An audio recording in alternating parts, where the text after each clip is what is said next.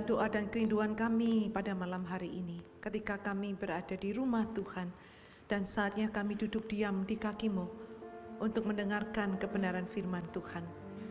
Ya Allah Roh Kudus, bekerjalah dengan leluasa di antara kami. Tangkaplah hati kami, lembutkanlah hati kami. Jadikan hati kami tanah yang subur. Dan biarlah kuasa firman-Mu itu membarui setiap kami. Dan kami dimampukan pula untuk melakukan kebenaran firman-Mu. Urapi hamba di dalam kelemahan dan keterbatasan hamba-Mu. Kiranya Roh-Mu yang kudus menolong hamba-Mu untuk dapat menyampaikan firman Tuhan dengan baik dan benar. Kami menyerahkan waktu ini ya Bapa. Kami siap untuk mendengar firman-Mu. Di dalam nama Tuhan kami Yesus Kristus. Amin. Selamat malam Bapak Ibu dikasihi Tuhan, Shalom. Iya, hari ini kita sampai di satu sesi tentang buah roh kita, yaitu tentang apa Bapak Ibu? Kebaikan. Sudah hafal belum Galatia 5? Ini kan dibahas terus ya, Galatia 5. Sudah hafal belum buah-buah rohnya?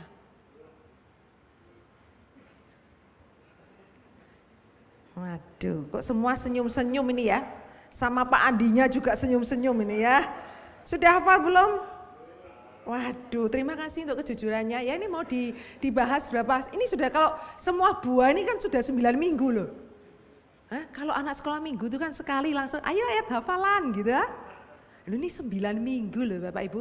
Nek tahun lalu ya wis 18 kali loh. Ayo kita baca sekali lagi ya, Galatia pasal 5 ayat yang ke 22 dan 23. Ya, Galatia pasal 5 ayat 22 dan 23. Tetapi buah roh ialah kasih, sukacita, damai sejahtera, kesabaran, kemurahan, kebaikan, kesetiaan, kelemah lembutan, dan penguasaan diri. Tidak ada hukum yang menentang hal-hal itu. Ya, Bapak Ibu.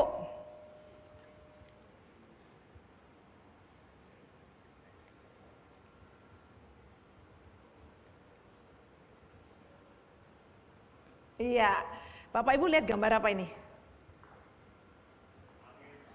Hah? Gambar apa itu? Pohon kelapa. Pohon kelapanya kenapa itu? Kok Bapak Ibu tahu kena angin?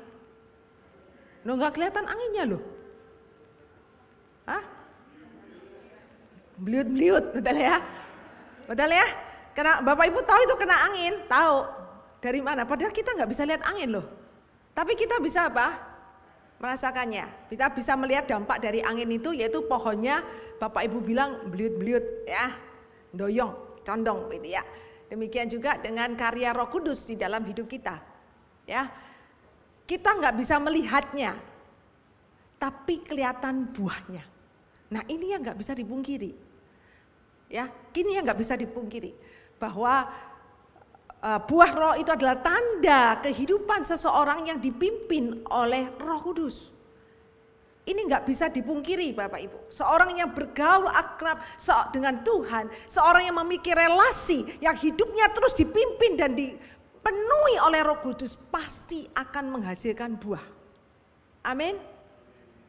Jadi kalau kita bilang banyak hal, saya bilang tanda yang pasti adalah buah itu sendiri, ya. Buah itu adalah hasil eksternal dari satu hubungan internal, ya. Itu adalah buah. Saya tidak tahu layar saya di depan mati-mati, betul? Apakah terganggu juga yang lainnya? Buah itu dihasilkan karena dia melekat pada batangnya. Buah ini adalah hasil eksternal dari suatu hubungan internal, yaitu relasi saya dengan Roh Kudus. Hidup yang dipimpin oleh Roh Kudus, dia akan menghasilkan buah. Yang kedua, buah tidak tumbuh di dalam satu malam. Kalau ada buah tumbuh satu malam itu sulapan, ya. Tapi buah tumbuh di dalam suatu proses. Yang ketiga adalah buah itu dapat dilihat dan dapat dinikmati oleh siapa? Orang lain.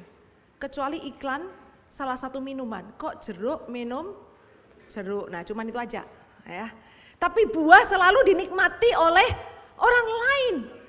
Dirinya bukan buah itu yang menikmati, tapi orang yang menikmati buah. Nah, kalau kita memahami arti kata buah roh, bahwa ini muncul dari satu relasi saya dengan Roh Kudus, hidup yang senantiasa dipimpin. Ini sebuah proses yang dari tidak kelihatan nanti akhirnya menjadi kelihatan dan bisa dinikmati. Inilah buah roh. Nah, hari ini kita berbicara tentang salah satu buah roh, yaitu kebaikan, ya Bapak Ibu. Ya, kata buah roh ditulis dalam bahasa Yunaninya digunakan kata agathosune, itu kata bendanya. Tapi kata dasarnya adalah agathos, baik. Ya, nah kata agathos ini artinya adalah baik, bagus, cocok.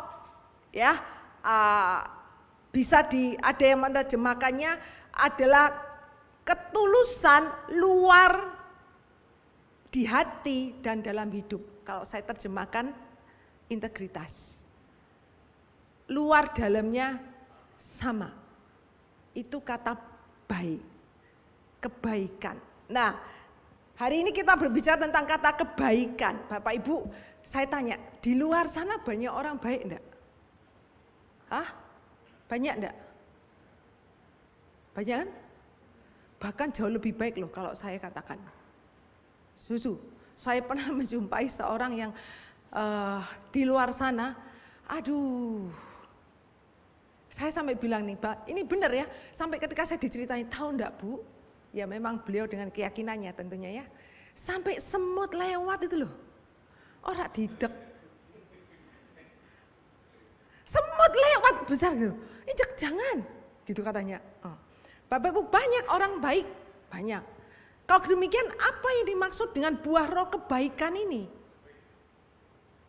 Apa yang dimaksud dengan buah roh kebaikan? Ya, Bapak Ibu, saya mengingat satu kisah seorang ibu yang bernama Ibu Syami. Saya katakan itu sampai jadi viral pada tahun 2011. Ketika anaknya masih kelas 6 SD, namanya Alif, sekolah di Gadelsari di Surabaya, itu viral. Bapak Ibu kalau lihat di internet itu ada kisahnya. Gadelsari di Surabaya, anaknya itu sudah mengikuti ujian nasional. Nah, 4 hari setelah ujian nasional, anaknya baru bilang sama mamanya, Ibu, saya itu disuruh kasih contekan. Karena dia memang anak yang paling cerdas di angkatannya itu, di kelasnya. Maksudnya ya gurunya ngajarin, bener-bener ngajarin. Dia jadi di tanda petik itu diberitahu sampai akhirnya anak itu nurut gitu ya, mau melakukannya, tapi akhirnya batinnya ini nggak bisa, karena ibunya mengajarkan yang namanya kejujuran dan integritas. Jadi akhirnya setelah 4 hari setelah ujian dia ngomong sama ibunya, ibunya kaget. Loh jadi itu satu kelas itu contek massal, sumbernya dari dia, bahkan diajarin caranya, loh keren kan? Ini gurunya yang ngajarin, diajarkan caranya. Akhirnya ibunya menghadap ke guru yang bersangkutan, atau kalau nggak salah saya ke komite, itu jawabannya ambigu. Dia enggak puas, maju lagi, pergi kemana? Kepala sekolah. Kepala sekolahnya cuma apa? Minta maaf. Akhirnya dia bilang, wah saya berjuang mengajarkan integritas kepada anak saya, tapi institusi pendidikan yang harusnya mengajarkan justru tidak mengajarkannya. Dia bilang nggak bisa. Dia berjuang sampai akhirnya loh Bapak Ibu, itu sampai akhirnya dia melaporkan ke dinas pendidikan, bahkan dicatat Bu Risma itu sampai datang ke sekolah itu dan marah-marah waktu dia masih menjabat di Surabaya. Dinas pendidikan datang ke sekolah itu dan dilakukan penyidikan, dan hasilnya 2 guru kelas 6 SD dicopot termasuk kepala sekolahnya. Apa yang didapat oleh Ibu Syami? Bapak Ibu tahu, hari ketika terjadi itu rumahnya digeruduk warga, itu semua teriak mencaci dia. Dan bahkan ini saya sampai pikir ini terjadi di negara kita loh, di Indonesia nih. Muara besar suruh teriak mencaci dia, menghujat dia, ini berjuang untuk kebenaran loh.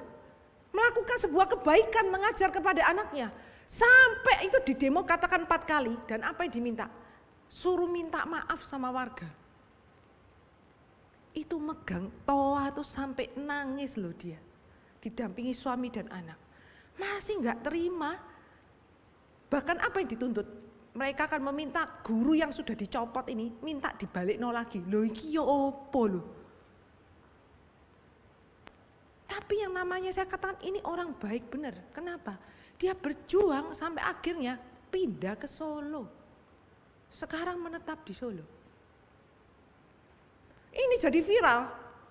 Sampai akhirnya Pak SBY, Ketua MK, Ketua MPR itu mau ketemu dia wawancara, dia nggak mau. Karena tujuan saya bukan itu, saya cuma ingin mengajarkan integritas kepada anak saya. Loh ini baik benar loh. Berjuang untuk sesuatu bahkan sampai bayarnya seperti itu loh Bapak Ibu. Dengan KPAI dia akhirnya mau diwawancara dengan Kak Seto. Dan dia berkata, saya tuh niatnya cuma sederhana. Mengajarkan kejujuran dan integritas kepada anak saya, itu saja. Saya nggak ingin diberikan penghargaan ibu kejujuran, karena bukan itu tujuan saya. Lalu bedanya apa Bapak Ibu dengan kebaikan dalam konteks kita sedang membahas buah roh? Apa yang dimaksud buah roh kebaikan ini? Saya katakan banyak orang yang baik, banyak, lebih baik dari kita, banyak. Tapi apa yang dimaksud dengan buah roh kebaikan ini Bapak Ibu? Mari kita akan bersama melihat. Suatu perbuatan itu dikatakan satu perbuatan yang baik. Ya, kebaikan kita tanpa Roh Kudus hanya temperamen, sifat alami dari latar belakang. Dan tetap tercemari oleh dosa dan kepentingan diri. Kebaikan manusia, ya kebaikan manusia itu tanpa Roh Kudus hanya temperamen dari sifat alami. Kenapa saya katakan demikian? Banyak orang saya katakan dididik dengan sangat baik dari kecil, baik. Tapi tanpa Roh Kudus dikatakan bahwa ini adalah sifat alami dan latar belakang dan temperamen kita dan tetap tercemar oleh dosa dan kepentingan diri. Karena semua manusia telah jatuh di dalam dosa. Lalu yang dimaksud dengan buah roh kebaikan ini apa? Yaitu suatu tindakan dilakukan, jika dilakukan. Yang dimaksud dengan ya seorang yang kelihatannya cinta Tuhan, namun tidak memiliki kebaikan atau kasih kepada orang lain, ia hanya melakukan kegiatan agama. Seorang yang dikatakan kelihatannya mengasihi Tuhan, tapi hidupnya tidak menghasilkan buah atau kebaikan dan kasih kepada orang lain, dia hanya melakukan satu kegiatan agama. Ia hanya melakukan kegiatan agama, kegiatan rohani, namun hatinya dia tidak pernah mau dipimpin oleh Roh Kudus. Ini enggak ada bedanya dengan imam-imam, orang-orang Farisi dan ahli Taurat. Kalau kita mengikut Tuhan tapi sekian lama hidup kita sama saja dan tidak menghasilkan buah, kita adalah orang yang hanya hidup dan melakukan kegiatan rohani. Tapi tidak pernah mengizinkan Roh Kudus membarui firman itu bekerja dan kita menghasilkan buah. Nah, Bapak Ibu yang kasih oleh Tuhan, suatu perbuatan dikatakan sebagai perbuatan baik atau kebaikan. Yang pertama dilakukan dilakukan sesuai dengan firman Tuhan. Kita akan melihat di dalam 2 Timotius pasal 3 ayat 16 sampai 17. Seluruh kitab suci diilhamkan Allah dan bermanfaat untuk mengajar, untuk menyatakan kesalahan, untuk memperbaiki kelakuan dan untuk mendidik orang dalam kebenaran. Dengan demikian tiap-tiap manusia kepunyaan Allah diperlengkapi untuk setiap perbuatan baik. Perhatikan. Segala tulisan diilhamkan Allah dengan segala manfaatnya yang kita baca tadi, yaitu firman Tuhan, diberikan supaya memperlengkapi kita untuk melakukan semua perbuatan baik. Kebaikan yang dimaksud di sini adalah kebaikan yang didasarkan segala kualitas moral yang diajarkan di dalam firman Tuhan. Ini dasarnya. Ini arti kebaikan, buah roh kebaikan yang pertama. Yang kedua, dilakukan dengan motivasi yang benar. 1 Tesalonika pasal 1 ayat 3. Sebab kami selalu mengingat pekerjaan imanmu, usaha kasihmu, dan ketekunan pengharapanmu kepada Tuhan kita Yesus Kristus di hadapan Allah Bapa kita. Motivasinya dikatakan, lihat, mengingat pekerjaan iman, usaha kasih, ketekunan pengharapan kepada Tuhan kita Yesus Kristus. Motivasi kebaikan yang kita lakukan ini adalah harus benar di dalam Tuhan. Bapak Ibu, sebab dikatakan di sini segala yang mereka lakukan motivasinya adalah usaha iman, pengharapan kepada siapa? Yesus Kristus. Kalau kita berkata begini, orang itu baik loh, tapi gak sabar. Bagaimana? Orang itu baik loh, tapi suka ngamuk. Buah roh atau bukan? Baiknya buah roh, ngamuknya bukan, gitu. Lo iki lak koyok musim ya, hari ini musim duren, ya besok musim rambutan, gitu. Bapak Ibu, buah ini keluar, nggak satu-satu loh. Buah ini keluar. Buah ini dihasilkan, kalau dikatakan dia itu orangnya baik tapi kelemahannya dia tidak setia. Itu bukan buah roh, kebaikannya dari daging, karena ketika ia memberikan kebaikan, dia mengharapkan sesuatu dari orang lain dan tidak mendapatkan, dia berhenti. Itu bukan buah roh. Waktu kebaikannya tidak dibalas seperti yang dia harapkan, dia menjadi tidak setia. Itu bukan buah roh. Berbuat baik karena orang sudah terlebih dahulu baik sama kita, itu juga bukan buah roh. Artinya adalah, Bapak Ibu yang dikasihi oleh Tuhan, banyak orang baik karena takut karma. Banyak orang baik karena dia punya agenda. Ada banyak motivasi orang melakukan kebaikan atau berbuat baik supaya dikatakan orang yang baik. Supaya mendapat pujian, bisa? Bisa. Supaya dia mendapatkan timbal balik atau pamrih, bisa? Sangat bisa. Tapi ini bukan buah roh. Buah roh kebaikan itu adalah dengan satu motivasi yang benar. Saya melakukannya didorong oleh satu ketulusan tanpa pamrih. Dan yang ketiga, dilakukan dengan tujuan yang benar. 1 Korintus pasal 10 ayat 31. Ya, saya kebanyakan. Jadi baik kamu makan atau minum, ataupun melakukan sesuatu yang lain, lakukanlah semuanya itu untuk kemuliaan Tuhan. Semua kebaikan muaranya ke sana. Untuk kemuliaan Tuhan, bukan untuk diri sendiri. Supaya saya dipuji, supaya saya dikenal baik, supaya saya dikenal demikian-demikian, bukan. Sebuah kebaikan dilakukan seturut dengan firman, dengan motivasi yang benar, dengan tujuan yang benar, yaitu untuk kemuliaan Tuhan, bukan untuk diri kita sendiri. Ini buah roh, Bapak Ibu. Ini kebaikan. Jadi kalau kita berkata, Bu, bedanya apa? Ini bedanya. Bahwa ketika saya melakukan, ketika buah itu saya bersekutu, hidup senantiasa dipimpin roh, menghasilkan buah kebaikan di dalam diri saya, itu bukan karena supaya saya dikenal baik, bukan supaya saya mendapat nama, enggak.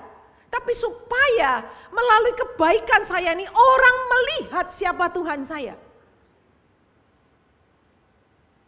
Ini buah roh. Supaya kebaikannya saya berikan kepada siapapun. Kalau kita bilang baik di kepala kita apa? Memberi. Betul? Bedanya apa dengan kemurahan? Kita sudah membahasnya. Baik di sini Bapak Ibu kembali ke kata aslinya. Berguna, cocok, utuh luar dalam. Jadi bukan hanya masalah baik dalam hal saya memberi, tetapi seluruh hidup saya, integritas luar dan dalam sama. Saya berani menyuarakan kebenaran, itu kebaikan loh. Saya berdiri di atas kebenaran firman seperti yang dilakukan oleh Ibu Syami. Sekalipun dia di luar sana, tapi dia tahu mana yang benar dan dia berani menyuarakannya. Bagaimana dengan kita? Kebaikan yang kita lakukan adalah karena saya memang tanda petik, ya saya diajar untuk menjadi baik. Atau buah roh karena saya hidup senantiasa dipimpin oleh Roh Kudus dalam hidup saya. Bapak Ibu bisa paham bedanya sekarang? Bagaimana saya melakukan kebaikan? Bagaimana kita melakukan kebaikan dalam keseharian kita? Beranikah kita menyuarakan kebenaran sekalipun kita harus membayar harga ketika saya bersuara kebenaran itu? Ketika saya menyuarakan itu kepada orang yang mungkin berbuat salah atau dosa, di dalam terang kasih Tuhan, bukan untuk menjatuhkan, tapi karena kasih. Apakah diri kita utuh luar dan dalam, di dalam keseharian dan laku hidup kita, di gereja sama di rumah sama, di tengah masyarakat sama.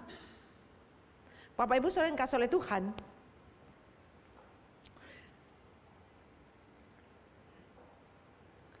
kenapa kembali ke pertama ya? Oke. Ya, sebuah kebaikan harus berlandaskan kepada hukum yang benar, yaitu firman, motivasi yang benar, dan tujuan yang benar. Teladan kebaikan kita adalah siapa? Allah sendiri di dalam Yesus Kristus. Ya, firman Tuhan mengatakan kalau Allah memberi sinar matahari dan hujan bagi orang yang berdosa dan orang yang benar, kita pun harus memiliki kualitas kebaikan yang sama pada semua orang. Kebaikan yang tanpa pamrih, kebaikan yang bukan timbal balik. Kalau saya begini maka Anda harus begitu kepada saya, bukan. Tapi dengan semangat yang sudah diteladankan oleh Kristus sendiri. Hanya satu yang baik, betul? Yaitu Allah. Segala kebaikan kita tanpa Tuhan. Karena dikatakan firman Tuhan, bahkan kesalahan kita itu adalah kain kotor. Karena kita telah berdosa. Bapak Ibu yang dikasihi oleh Tuhan, seorang yang bernama Charles Colson ya, adalah penasehat hukum dari Presiden Richard Nixon yang menjabat pada tahun 1967 sampai 1973. Colson seorang pengacara yang sangat hebat dan dia pernah mengeluarkan satu pernyataan, ya ini termasuk orang kepercayaan dan sangat-sangat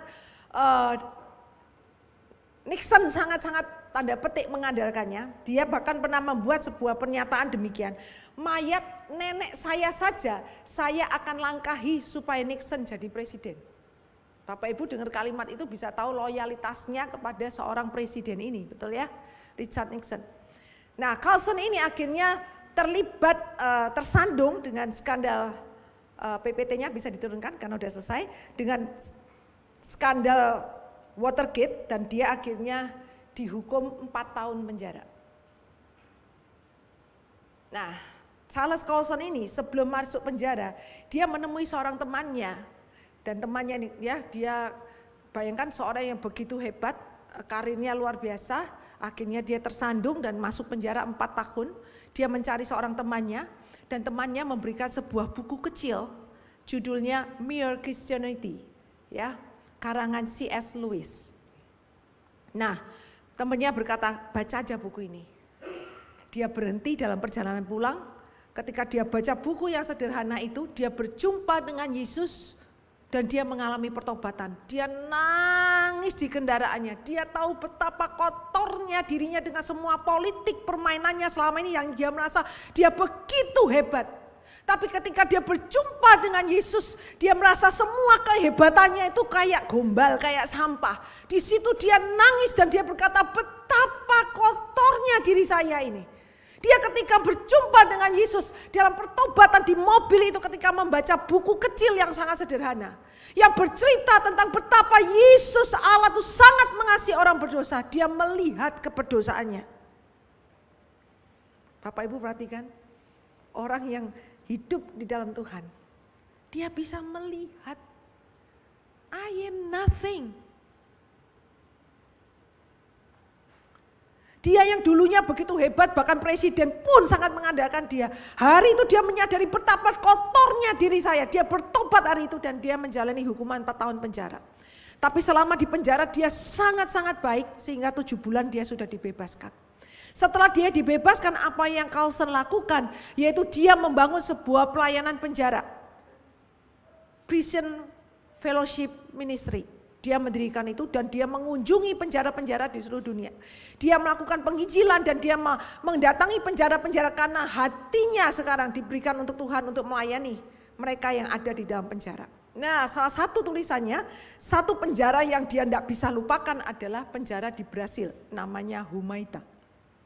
Penjara Humaita. Ya, Bapak Ibu kalau tahu penjara di Brasil itu ngeri, betul ya?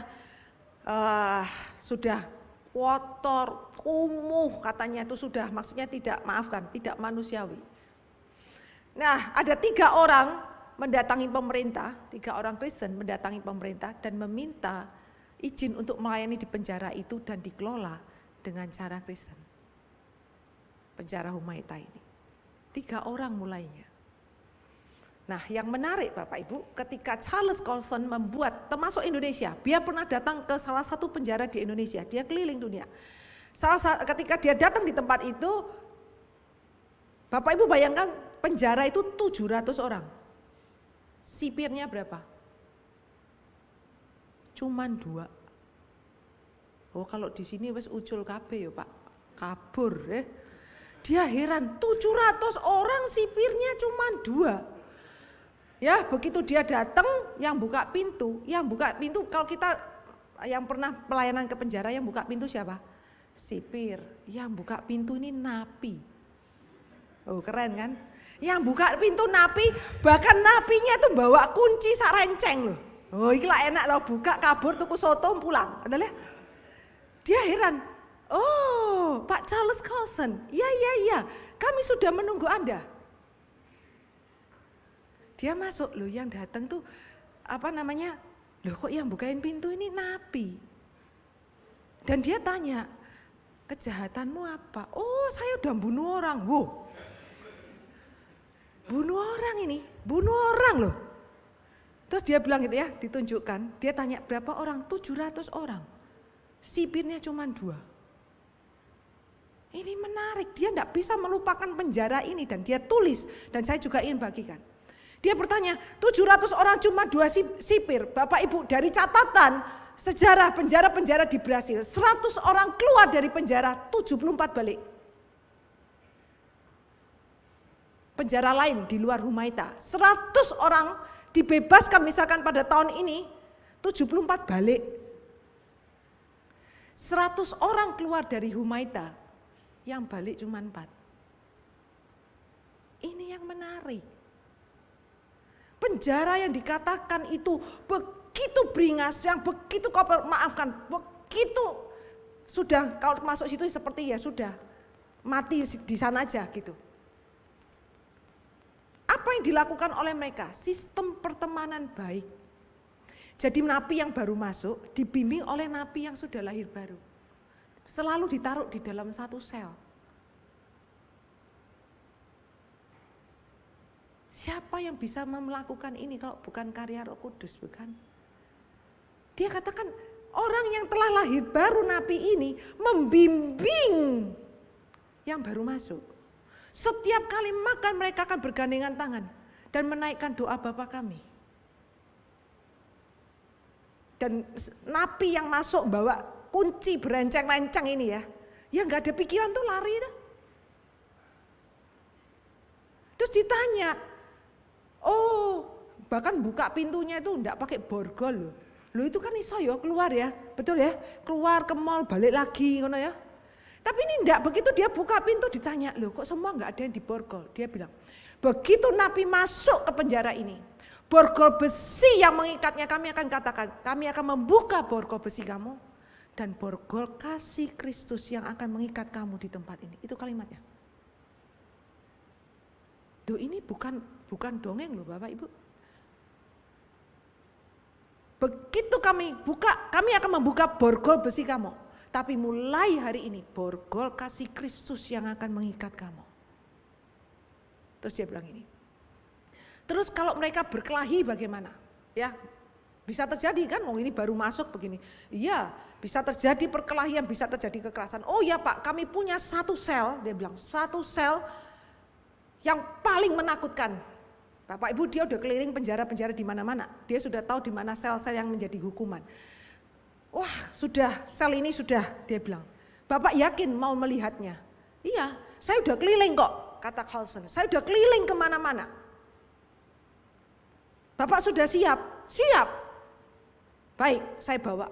Diajak masuk lorong sampai ujung Bapak Ibu. Pintunya terkunci. Napi yang mantan pembunuh ini berkata, Bapak betul yakin mau masuk sini? Iya, mau lihat? Iya. Dia buka. Begitu pintu dibuka, cuma ada satu meja, satu kursi. Bayangan dia itu kan serem. Betul ya? Tempat orang diajar mungkin ya, maksudnya mendapat hukuman. Dia bilang, Bapak tahu, semua orang yang melakukan kekerasan atau kejahatan di napi di penjara ini masuk di sini. Hanya kursi dan meja, di depannya itu ada salib Bapak Ibu. Dan tulisannya adalah we are together. Bapak Ibu, di penjara itu tulisannya seperti itu.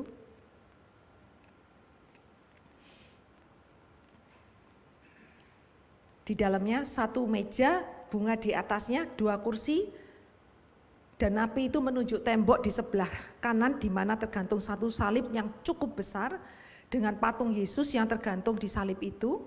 Lalu ada satu tulisan dalam bahasa Portugis, we are together atau kita bersama-sama. Mereka mengartikannya bahwa mereka dipersekutukan atau disatukan dengan Kristus yang menderita dan mati bagi mereka. Efesus 1 ayat 7. Sebab di dalam Dia dan oleh darahnya kita beroleh penebusan, yaitu pengampunan dosa menurut kekayaan kasih karunia-Nya. Jadi orang-orang ini dibawa berjumpa dengan Yesus sendiri, yang sanggup mengubahkan dan menghasilkan buah. Menghasilkan buah, dinikmati. Bapak Ibu 100 orang keluar, 4 yang balik. Jadi kalau kita berkata, saya mengikut Tuhan tapi hidup saya sama saja. Saya bertanya, apakah kita sungguh hidup di dalam Tuhan? Kalau kita dikenal sebagai orang yang dulu tidak baik dan masih dikenal tidak baik, sampai ketika kita ikut Tuhan, rajin beribadah, berdoa, bersekutu, tapi hidup kita tidak menghasilkan buah. Apakah kita sudah menerima Yesus sebagai Tuhan dan Juru Selamat? Bayangkan Bapak Ibu, penjara ini isinya pembunuh, perampok, orang yang sudah melakukan tindakan kekerasan yang tidak bahkan dikatakan manusiawi. Tapi ketika mereka berjumpa dengan Yesus, ketika mereka gagal di situ dimasukkan di dalam ruangan, bukan dipukul, tapi lihat kepada salib itu, bahwa Dia sudah menanggung kita dipersekutukan di dalam kematian dan penderitaannya. Dia sudah menanggung dosamu. Hiduplah untuk Tuhan.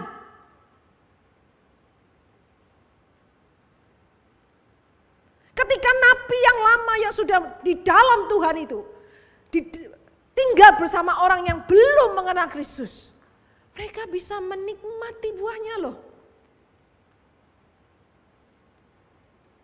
Mereka bisa merasakan bahwa hidup mereka ini sungguh ada Kristus di dalamnya. Bapak Ibu, kalau saya berkata saya mengikut Kristus, kita pasti akan menghasilkan buah. Buah kebaikan khususnya hari ini. Bukan supaya diri kita dikenal, bukan supaya gereja kita bukan. Tapi membawa orang ini datang kepada Tuhan. Bapak Ibu, di penjara ini, semua orang dibawa lihat salib loh. Karena sama-sama orang berdosa toh. Apa yang mau dibanggakan? Atau kita mau bangga di penjara, saya nggak tahu ya, bangga-banggaan Kamu udah bunuh berapa? Oh saya 5, saya 10. Enggak lah ya. Tapi ketika berjumpa dengan Kristus, perubahan itu pasti terjadi. Buah itu pasti dihasilkan. Dan hari ini kita berbicara tentang kebaikan. Kebaikan yang bagaimana yang telah kita taburkan. Dengan motivasi yang benarkah? Dengan tujuan yang benarkah untuk kemuliaan Tuhan? Dengan motivasi tanpa pamrih seperti yang Kristus teladankan kepada kita? Atau karena saya punya agenda dan kepentingan di sana, saya katakan itu bukan buah roh. Gak bisa dipungkiri Bapak Ibu. Seorang yang berelasi dekat, berelasi erat, hidup di dalam Kristus, dipimpin oleh Roh Kudus, pasti akan menghasilkan buah roh. Amin. Mari kita berdoa.